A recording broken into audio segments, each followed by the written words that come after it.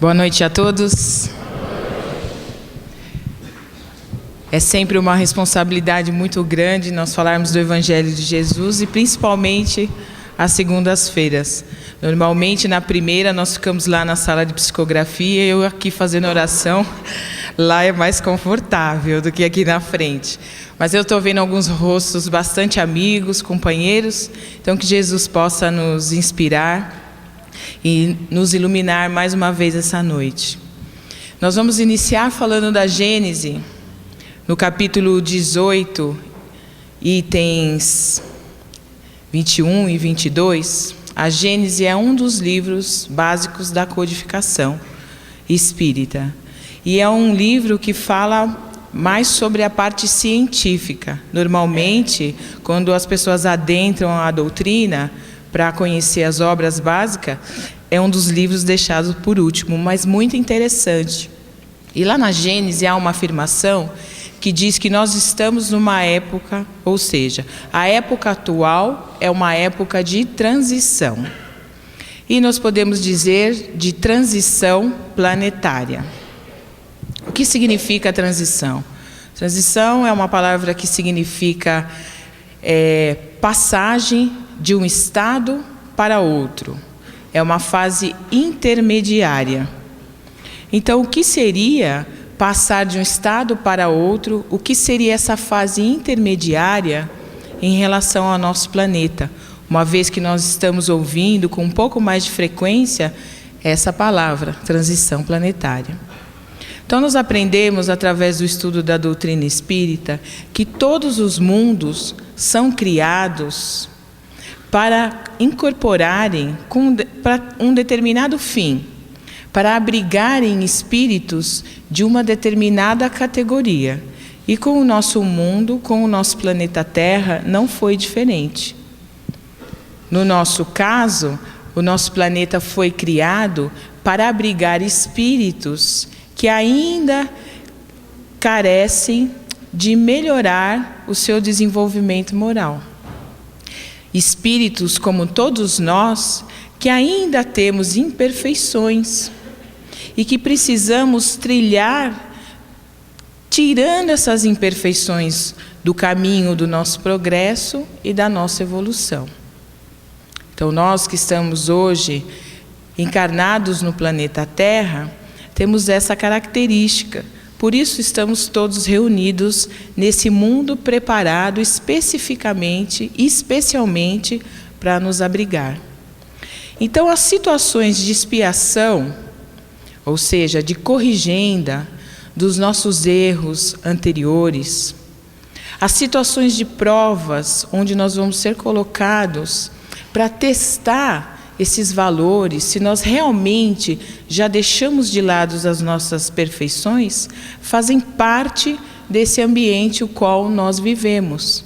Porque é através desses desafios que nós vamos lapidando, aparando essas arestas do nosso espírito e buscando o nosso desenvolvimento, buscando adquirir, como é o nosso objetivo, todas as virtudes, buscando adquirir um desenvolvimento moral.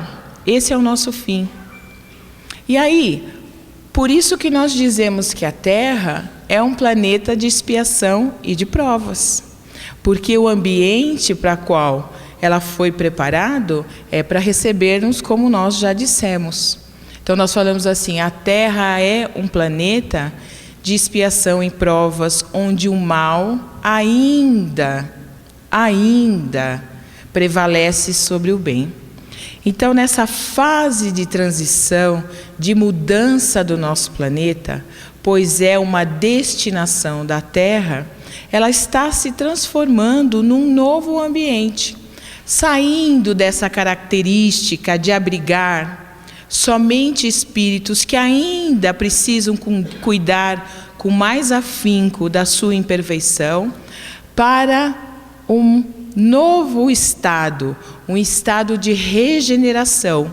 E nesse novo estado, nesse novo ambiente de regeneração, a Terra vai abrigar espíritos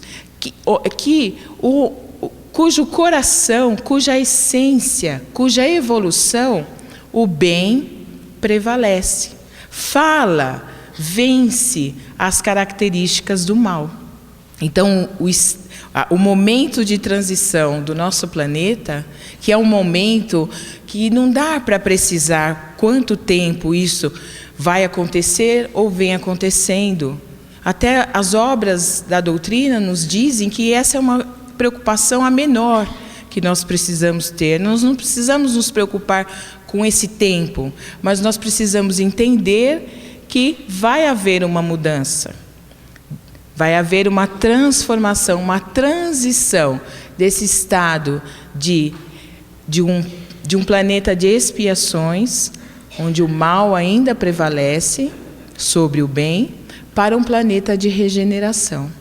Ora, se a lei do progresso funciona para todos nós, faz sentido ela funcionar para o nosso planeta também.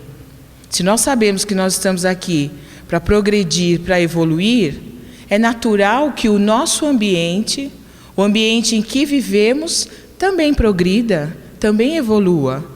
Então não faz sentido nós nos dedicarmos tanto ao nosso progresso individual se o ambiente ao qual vivemos não progredir também. Não fornecer recursos para que toda essa transformação que nós estamos buscando trilhar, toda essa lapidação que nós estamos fazendo, um esforço tremendo para conquistar no nosso espírito, não seja retratada no ambiente ao qual vivemos. E isso é magnífico se nós pensarmos, porque é um cuidado tremendo da divindade para o local onde vivemos, para as situações onde nós vamos ter que vivenciar, todas elas promovendo essa engrenagem magnífica do progresso e da evolução. Só que o progresso não é fácil, não é? O progresso demanda muito esforço, o progresso demanda muito trabalho, árduo, inclusive, demanda muita dedicação. As mudanças, às vezes, são feitas de forma gradativa, lentamente. Outras vezes, elas são feitas de forma brusca. Nós podemos ver essa transição, esses estados alterados na nossa própria vida. Quantas vezes nós estamos ali, numa posição que nós podemos dizer até cômoda, aí a vida vem e nos convida a mudar. Traz uma nova situação, que seja de expiação, que seja de prova, pois é a característica ainda de onde vivemos, e essa nova situação nos tira dessa posição de comodismo ou de inércia, porque muitas vezes nós ficamos parados diante desse caminho que nós temos que trilhar do progresso, e ela obriga a cada um de nós que se movimente, porque parado ninguém chega a lugar nenhum. Então nós estamos sendo motivados pela vida a caminhar. E é por isso que nós estamos caminhando também essa trilha da transição, saindo desse estado para um estado melhor, com certeza, porque nós aprendemos através da doutrina espírita que ninguém regride, por mais que esteja ali parado. E isso também é maravilhoso em nossas vidas, porque o valor do nosso esforço, mínimo que seja, vai repercutir num avanço proporcional a esse esforço que nós estamos fazendo. Bom, se nossa vida é assim, e se nós conseguimos por alguns momentos refletir esses estados de transição que nós temos, hoje nós estamos de um jeito, aí ouvimos o Evangelho, fazemos uma leitura edificante, adquirimos mais força, e no dia de amanhã nós estamos motivados, com mais coragem para enfrentarmos essas situações de prova e expiação. Motivados, corajosos, nós conseguimos superar.